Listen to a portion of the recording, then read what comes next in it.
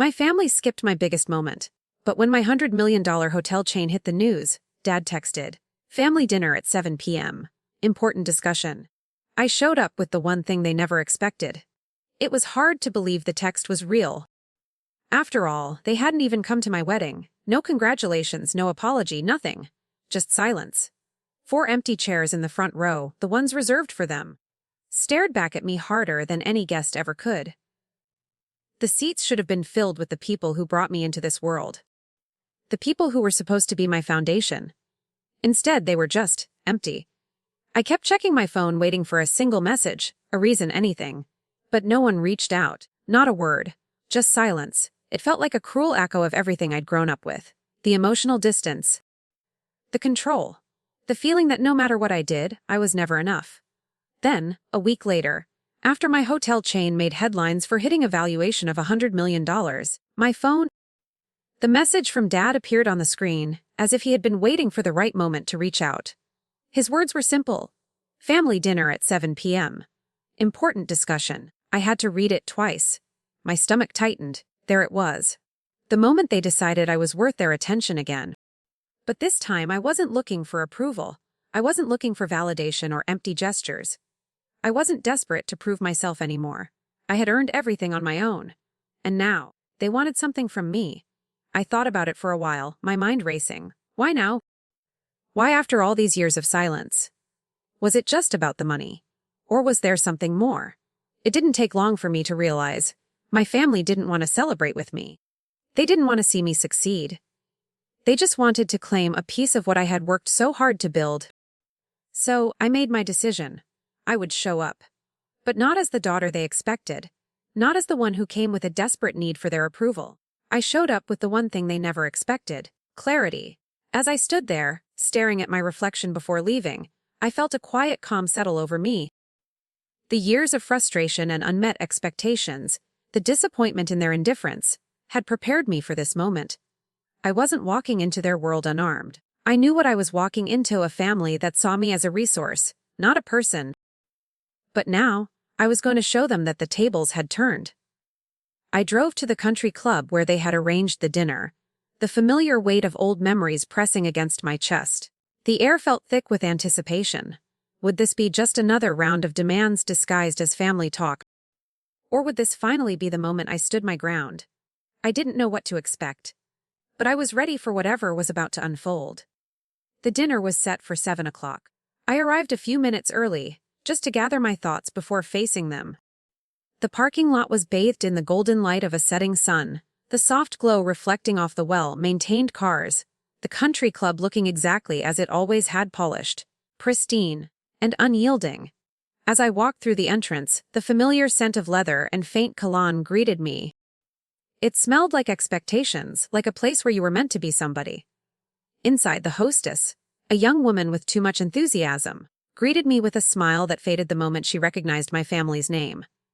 "They're already seated," she whispered. "Back room." I nodded, the familiar dread settling in my stomach. Dad always liked privacy when it came to business. Even if it was family business. The back room, of course. I followed her down the hallway, my heels clicking on the polished floor, each step heavier than the last. As I neared the door, I could hear the murmur of voices. They were already talking, their conversations quiet but sharp, like they knew exactly why I was coming. The door opened with a soft creak, and the conversation stopped. The 4 of them turned toward me, their eyes snapping in my direction like magnets. I could already feel the weight of their expectations pressing down on me. Dad was seated at the head of the table, as always, a sense of control radiating off him. His posture was rigid, like he owned the room, like he owned all of us. Beside him sat Mom, who immediately tried to smile, but it was tight and forced. The kind of smile that made you feel like you were being watched for signs of rebellion. Marcus, my older brother, leaned back in his chair, arms crossed, wearing that smug expression that always made me feel like I was playing catch up. And Dylan, my younger brother, sat there casually, as though nothing in the world could touch him, his eyes flickering toward me as he sipped his iced tea. "Sit," Dad commanded, not even bothering to greet me. His eyes scanned me for a moment before he gestured to the empty chair across from him. "We need to talk." I didn't move at first. Something inside me bristled at the command, at the audacity. They hadn't been there for me, not when it mattered. And now they wanted something. But I wasn't going to let them see my anger. I wasn't going to give them the satisfaction. Funny, I thought. That's exactly what I thought too. I finally walked forward and placed my bag beside the chair, carefully keeping my composure. The silence stretched between us, and I could feel their eyes on me, measuring me, calculating. The room felt colder than usual, the warmth of the day outside barely making its way through the walls. "What's this about?" I asked, keeping my voice steady, even though my insides were twisting. I knew what this was about. I knew exactly what they were after. Dad cleared his throat, his voice calm but commanding. "The motel business," he began, leaning forward slightly. "We've hit a rough patch. Nothing we can't fix with the right infusion of capital." There it was. The moment I had been expecting. Marcus jumped in, his tone casual but laced with a hint of expectation. "We know your business is doing well. Overvalued, probably, but still strong. You could help stabilize things for the family. For the legacy." I stared at him, trying to keep my face impassive. "Legacy." He said it like it was something sacred, like the motels were the most important thing in the world. But I had learned the hard way that legacy, for our family, had nothing to do with love. It had everything to do with control. Mom, as always, tried to soften the edges, dabbing at her eyes with a napkin. "We wouldn't ask if we weren't desperate, honey," she said, her voice trembling just enough to sound sincere. "We were humiliated when we heard about the valuation from strangers. You know your father worked hard for that legacy. Humiliated. Right? They hadn't been humiliated when they chose to skip my wedding, when they chose to ignore my success, when they chose to see me as nothing more than a tool." I felt the anger rise in my chest, but I kept it buried, deep down where they couldn't see it. "Not yet." Dylan leaned across the table, his eyes gleaming with something like amusement. "Look, don't be sensitive about the past. We're here now, right? Let's just fix this together. Fix this together." The words rang hollow. I took a deep breath, my heart pounding in my chest. I opened my bag slowly, deliberately. Their eyes followed the motion, hungry for what they thought was about to come. They thought I was reaching for a checkbook, ready to bail them out of their mess. But instead I pulled out a folder. Not a check, but a stack of papers. I slid the folder toward Dad, watching as he took it, his expression already turning guarded. "What's this?" he asked, his voice rising slightly. Reality check. I didn't answer right away, I simply let him open the folder. As his eyes scanned the first page, I watched his face drain of color. The others leaned in, the silence heavy in the air. Marcus flipped through the papers, his smirk fading. "This is acquisition paperwork." Victor, Dad's business partner, swallowed hard. "You bought the debt." I nodded once. "Through a holding subsidiary. Legally, cleanly, quietly. As of this afternoon, every loan tied to the motel belongs to me." Dad slammed the folder shut, his face twisted in disbelief. "You think this is funny?" His voice was thick with anger. "What gives you the right?" "The lenders," I said, my voice steady, my anger controlled. "They were thrilled to offload a failing asset. They practically rushed the signatures." Mom gasped, her hand flying to her mouth. "Rose, how could you?" I repeated, my voice soft but firm. "Make sure your sinking ship doesn't take me down with it." Dad stood up halfway, his finger jabbing toward me like a weapon. "If you walk out that door without helping us, then you are no daughter of mine." The room went dead silent. Even the waiter outside paused, as though waiting for my response. I stood too, but slowly, controlled. I wasn't angry anymore. I was calm. "I didn't walk away," I said. "You did. You skipped my wedding. You ignored my life. You only appear when you need something." Dad's jaw clenched, his entire body stiffening. "We're your family." "No," I said quietly. "And I'm not your rescue plan." I reached into my bag and pulled out a smaller envelope, placing it gently in the center of the table. I slid it toward him. "This is a buyout. $200,000. Enough for you to walk away clean. 30 days to vacate the properties. After that, I restructure." Marcus grabbed the check, his eyes wide with disbelief. "You're kicking us out of our own motel." "They're not yours," I said. "They haven't been for months." The debt swallowed the equity long before I stepped in. Dylan muttered under his breath. "This is insane." Victor's voice cracked. "You're ending your father's legacy." "No," I said, my voice calm but resolute. "I'm ending his control." Mom began to cry, the sobs soft and trembling. "We just wanted to talk. You wanted money? I interrupted. But you never wanted me. The words weren't born from anger. They came from clarity. From a place so quiet inside me. It almost scared me. Dad's voice cracked for the first time in my life. Rose, don't do this. I looked at him. Really looked at him. A man who built a prison out of his own pride. A man who believed love was currency. A man who thought I still needed his approval to breathe. I already did, I said. I gathered my things and stood up. Ava was waiting at the door, her presence solid, unshakable. If you have any questions, she said to the table, her voice sharp, direct them to our office. Preferably in writing. As I walked out of the room, the sound of their voices shouting behind me didn't reach me. The air in the hallway felt lighter, the weight gone. Outside, the night sky was wide open. The cool breeze brushed against my skin and I could finally breathe. My phone buzzed once. Ava's text, proud of you. For the first time in years, I believed it. As I sat in the silence of my car, waiting for the night to settle in, my mind replayed the moments at the dinner over and over again. The faces around that table, the shocked expressions, the mix of anger and disbelief. The way my father's voice had cracked when he realized I wasn't going to save him. That was the moment I had been waiting for, the moment I had finally let go of the hope that had kept me tied to them for so long. The ride home felt long, every streetlight casting a shadow across my thoughts. I had spent so many years trying to earn their approval, shrinking myself to fit their version of who I was supposed to be. They had always made it clear that their love was conditional, that I had to prove myself worthy, that my worth was tied to how much I could give them. And now, after all that time, I had finally let go of that need. But as I walked into the house, there was a stillness in the air that made everything feel different. The quiet felt like a relief, like the weight of years of expectations had lifted. No more pretending. No more trying to shrink myself to make them comfortable. The quiet of the house felt like freedom. I dropped my bag on the kitchen counter and stared at the empty space. There was nothing to distract me, nothing to fill the void.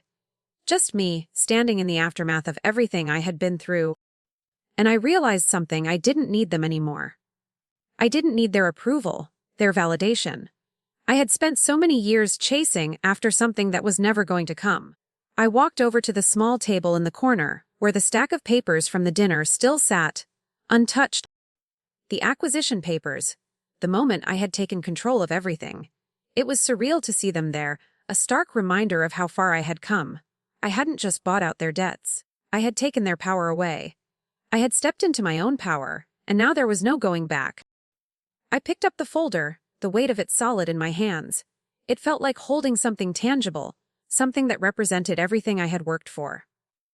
All those sleepless nights, all the sacrifices, all the risks, they had led me to this moment. And for the first time, I wasn't running from it. I wasn't hiding. I thought about what it had taken to get here. The fear, the doubt, the moments when I thought I was going to lose everything before it even began.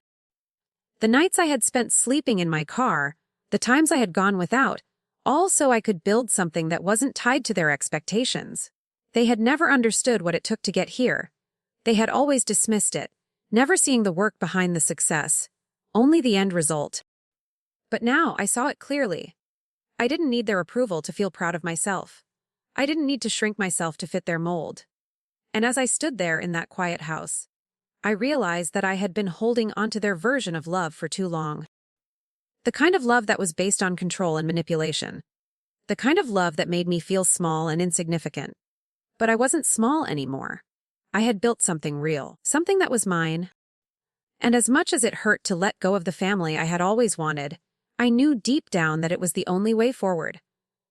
For so long I had tried to be what they wanted me to be, but it wasn't enough. Nothing would ever be enough for them. And now, as I sat in the quiet of my own home, I realized that I didn't need them to tell me I was worthy. I already knew. The papers on the table weren't just a business deal. They were a symbol of my freedom. A reminder that I had taken control of my life, of my success, and of my future. It wasn't just about the money. It was about finally letting go of the people who had tried to make me feel like I wasn't enough. I wasn't their rescue plan. I was my own. And that realization, as simple as it was, felt like the most empowering thing I had ever known. The next morning, the world felt quieter somehow. I woke up to the soft light of dawn spilling through the blinds, painting the room in muted gold. The house was still, the silence stretching out like a deep breath. I couldn't shake the feeling of finality from last night. Everything had changed in that room, and yet here I was, waking up in the same space I always had, with the same questions I had carried for years. But now, they were different. I was different. The realization hit me in waves. My family wasn't going to change. They weren't going to suddenly see me for who I was. They wouldn't come around, not really. And for the first time in my life, that wasn't a disappointment, it was a relief. I had spent so much of my life hoping for something that wasn't coming. But now, as the sun warmed the room, I could finally let go of that hope. It was like breathing after holding my breath for too long. There was no more pretending, no more shrinking. I could finally exhale. I got up slowly, my feet making quiet impressions on the soft carpet, and walked to the kitchen. The papers from last night were still on the table. The acquisition papers. The proof of everything I had done. I had taken the power back. They were no longer in control of me, no longer in control of my future. The debt was mine now. The properties, the legacy, the mess, everything that had once been their world was now mine to handle, to reshape. And I was going to reshape it. I poured myself a cup of coffee, the steam curling up in the morning light, and sat down at the table. The room felt different, quieter, but in a way that was peaceful. There was no more guilt, no more feeling like I was on the outside of my own life. I was finally in control. My phone buzzed, pulling me from my thoughts. It was a text from Ava. The transfer went through. You officially control everything tied to the motel. A strange, quiet satisfaction settled over me. I wasn't angry anymore. I wasn't seeking revenge. I was just free. The weight of their expectations, of their demands, was gone. What they had tried to build for me was nothing but a prison. Now, I was building something of my own. I had already begun the process of transforming the motels into wellness retreats. It wasn't just about business. It was about reclaiming what I had lost. It was about finding peace. The phone buzzed again, another message from Ava. I'm proud of you, Rose. Those words, so simple and unexpected, made something inside me soften. Ava had always believed in me, but I never thought I could believe in myself the way she did. She was right, though. I had done it. I had faced them, faced myself, and made the hardest choice I'd ever made. I had stopped letting my past control me. I was ready for what came next. The house was quiet again, but it felt like the calm before something new, something better. It wasn't just about the business anymore. It was about me. For so long I had tried to fill the emptiness with the idea of family, with the hope that they would finally see me, that they would finally love me. But love, real love, doesn't come from control or manipulation. It doesn't come from guilt. It comes from respect. It comes from understanding. I had finally understood that. As I sipped my coffee, the reality of what had happened began to sink in. I had walked away from everything I thought I needed, my family, their expectations, their toxic version of love, and I had stepped into my own life, my own future. And for the first time, it felt like I was finally living for myself, not for them. And that was enough. The morning after the dinner, I could still feel the weight of their eyes on me, but there was no longer any shame, no regret. Only a quiet sense of finality, like the air had shifted in the house. It felt like everything was different now, but nothing had truly changed. They were still the same, and now, I wasn't trying to fit into their world anymore. I was making my own. I sat down at the kitchen table, the sunlight pouring in through the windows, painting everything in warm hues. It was peaceful, almost too peaceful after the chaos of the dinner, but it felt right. For once, I didn't feel the need to rush or look over my shoulder. The world was moving on, and so was I. Ava's text from earlier lingered in my mind.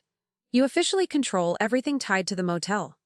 The reality of it hadn't fully hit me until now. I hadn't just taken control of a failing business, I had taken control of my own life. For the first time, it wasn't about them. It wasn't about meeting their expectations or fulfilling their needs. It was about me. My future. I didn't just want to own a business. I wanted to build something meaningful.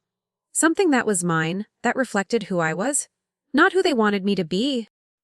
The motels were just the beginning. I had already begun turning them into wellness retreats, a place for people to heal, to reconnect with themselves. It was about creating space for something real, something intentional, far removed from the chaos my family had built. I thought back to the early days, the sleepless nights, the endless hustle to keep things afloat.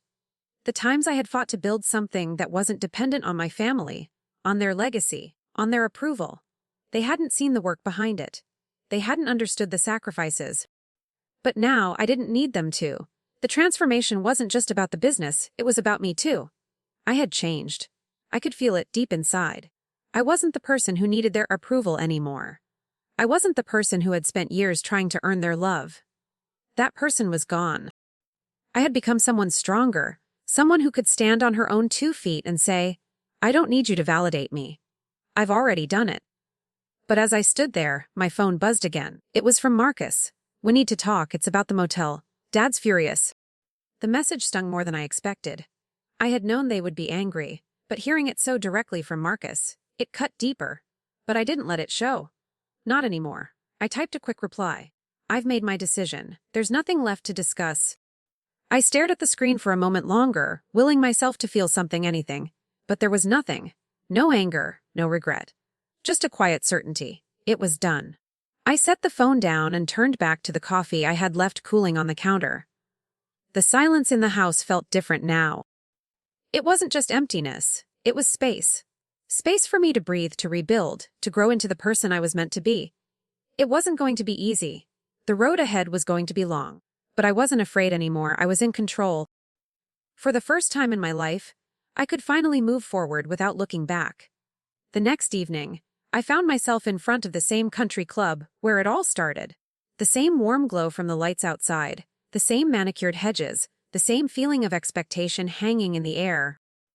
This time, though, I wasn't here to appease them. I wasn't walking in hoping they would finally see me. I had already seen through it. I wasn't going to be their safety net anymore. I had already taken that role away. I had expected them to reach out after the dinner. They would call, they would beg, they would try to make me feel guilty. But instead, everything went silent. Not a word. It was as if they had already moved on to the next thing, expecting me to fall back in line as I always had. But this time there was no going back. When I walked through the doors of the country club, I felt the familiar eyes on me, but this time it was different. I wasn't shrinking. I wasn't trying to be smaller than I was. I was standing tall, fully aware of what was at stake. I wasn't there to ask for approval. I wasn't there to beg for their love. I was there to show them what it meant when someone finally stopped playing their game. The hostess led me to the back room, just as she had the night before.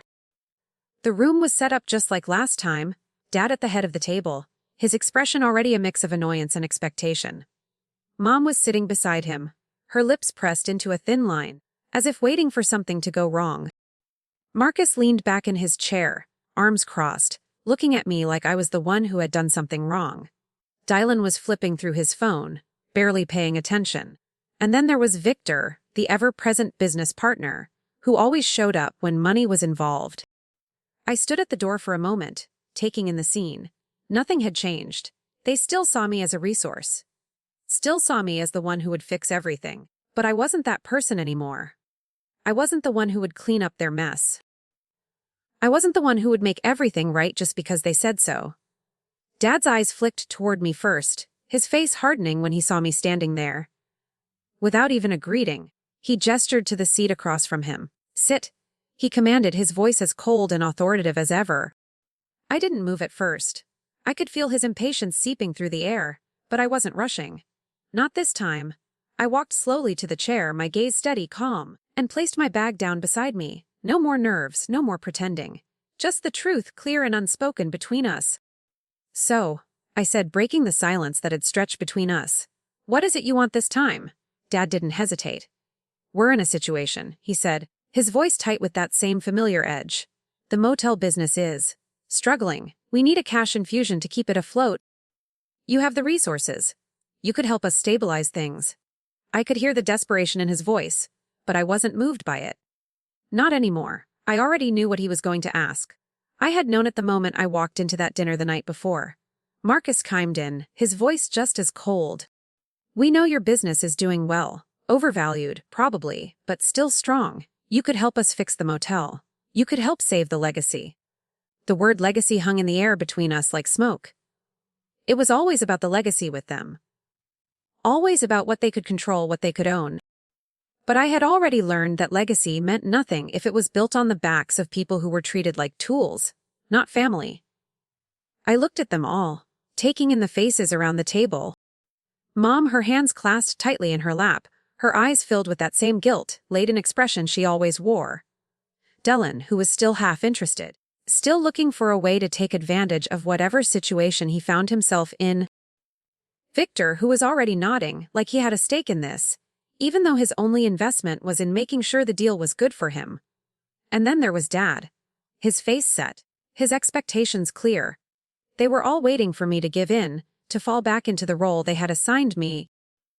They thought I would save them, that I would give them the money they needed to keep their empire afloat. But I wasn't here to save anyone. I reached into my bag and pulled out the same folder I had brought to the dinner the night before. The same acquisition paperwork. I placed it in the center of the table, sliding it toward Dad. The room went still. "What's this?" he asked, his voice low, confused. I didn't answer right away.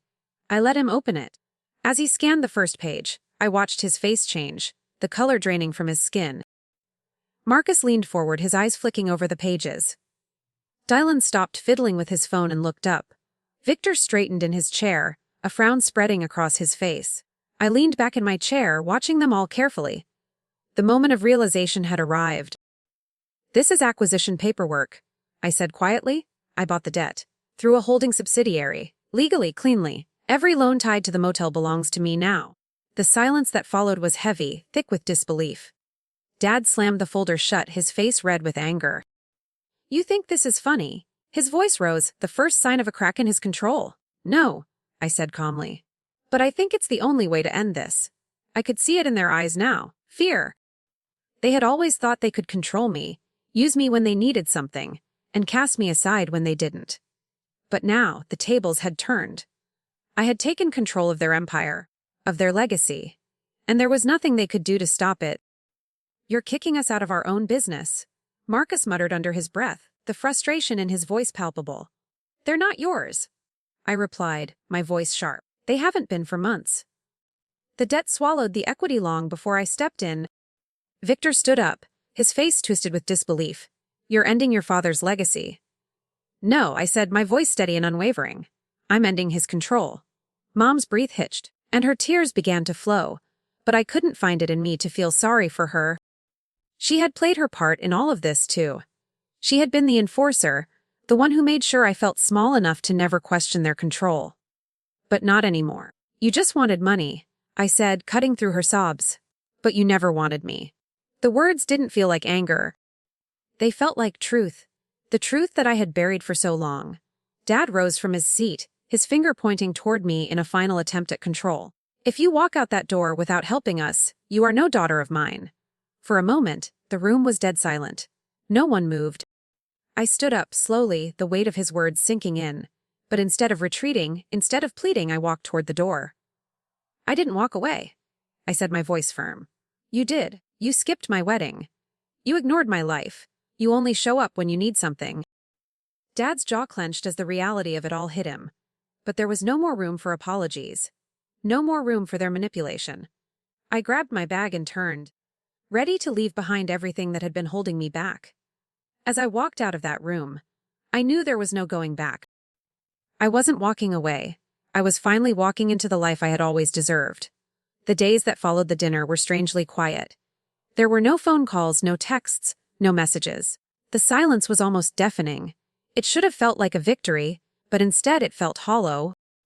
There was no satisfaction in it, no sense of triumph.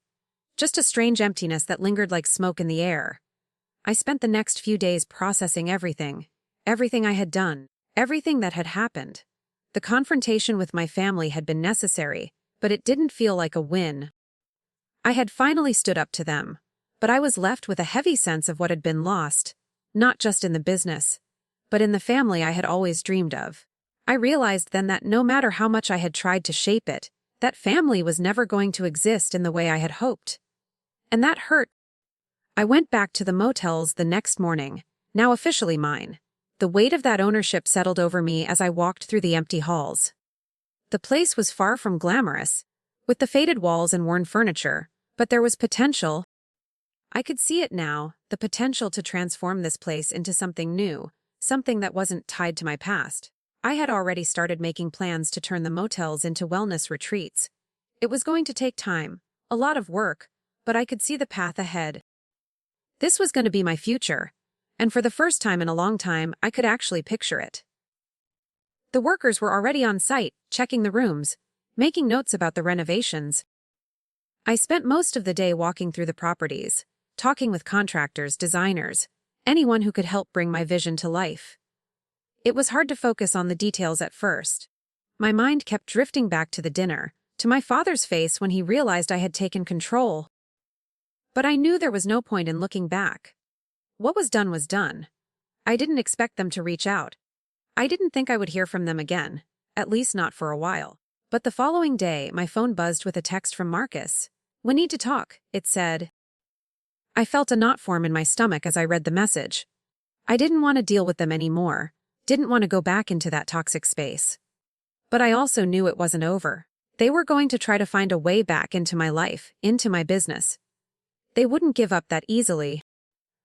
I stared at the screen, trying to decide how to respond. I didn't want to answer, didn't want to get pulled back into their drama, but I also knew I couldn't just ignore it. Not without making it worse. I typed a quick reply. "There's nothing to talk about. I've made my decision." The reply came almost immediately. "It's about the motel. We need to figure this out." I shook my head, feeling that familiar frustration bubble up. It was always about the motel with them. Always about what they could get from me. I didn't reply. Instead, I put my phone down and walked outside, letting the cool air hit my face. I had made my decision. I had already taken control of my future, and nothing they said or did was going to change that. But the weight of their anger and disappointment still hung over me, like an invisible cloud I couldn't shake. It wasn't just about the money anymore. It was about finally breaking free from their grip. I had always thought that if I just made them proud, if I just did enough, they would see me. But now I knew that wasn't true. Nothing I did was ever going to be enough for them, and that was a hard pill to swallow. I walked back inside, my mind already shifting to what came next. The motel, the retreats, the future. This was what I had worked for, what I had fought for. I couldn't afford to let them pull me back into their world. I couldn't afford to lose myself again. I looked around the property, seeing not just the buildings but the potential for something real, something meaningful. It was time to move forward. It was time to let go of the past. And as much as it hurt to admit it, I had to accept that the family I wanted, the family I had dreamed of, was never going to be what I hoped. That wasn't my burden to carry anymore. The weeks passed, and the changes I had set in motion began to take shape. The motels, once crumbling under years of neglect, started to transform. Workers tore down old walls, renovated rooms, and replaced the worn-out furniture with pieces that made the spaces feel fresh, intentional. It wasn't just about restoring the buildings, it was about restoring myself. Each room I walked through felt like a step further away from my past, further from the family I had tried so desperately to please. The wellness retreats were more than just a business venture. They were my reclamation. A space for healing, not just for others but for me too. Each design decision was a choice to embrace something new. No longer would the past define me. No longer would I carry the weight of their expectations. I was building something grounded in the values I believed in: peace, growth, and authenticity. Despite the transformation, my family's silence was almost deafening. They hadn't reached out since the dinner. Not one of them. I had expected them to try again, but nothing. It was as if they had moved on without me, as if they had already decided I was no longer part of their world. But in a way, it was a relief. It proved what I had suspected all along: if I wasn't useful to them, I didn't exist. One afternoon, as I sat in my office reviewing plans for the new retreat property, I found myself staring out the window at the city skyline, my thoughts drifting. It was a strange kind of peace that had settled over me. A peace that wasn't rooted in external validation, but in something far deeper. I realized that for the first time in my life, I wasn't looking for approval from anyone. I didn't need my family to tell me I had done the right thing. I knew I had. A text message from Ava brought me back to the present. "The first property is ready for your review. We can start planning the next one." I smiled, my heart light. It wasn't just business, it was a new beginning. And this time, it was mine. As I drove to the property, I felt a sense of anticipation. I had seen the blueprints, I had seen the mock-ups, but this was different. This was real. When I arrived, I stepped out of the car and took in the surroundings. The air was fresh, the grounds quiet, the building itself a perfect reflection of everything I had been working toward. There was still so much to do, but this felt like the beginning of something important. I walked through the rooms, the space feeling alive with possibility. This was my vision coming to life, and it felt right. It felt like home, but not the kind of home I had once imagined. Not the home I had fought for with my family. This was a different kind of home, one I had built for myself. That night, as I sat in front of a fire with a glass of wine, I reflected on everything that had led me here. The hard work, the sacrifices, the years of feeling invisible. I had finally broken free from the chains that had held me in place for so long. And even though the road ahead was still uncertain, I felt something I hadn't felt in years: hope. For the first time, I wasn't afraid of what the future might bring. I wasn't waiting for anyone to tell me I was doing the right thing. I already knew. The next morning, I woke up early, the sunlight streaming through the windows, warm and promising. I looked at my phone to find a message from Marcus. I heard about the retreat. I wanted to say, I didn't know you had it in you. I stared at the text for a moment, the words hanging in the air. It wasn't an apology. It wasn't a plea for forgiveness. It wasn't anything I had expected. But it was enough. I didn't need their approval anymore.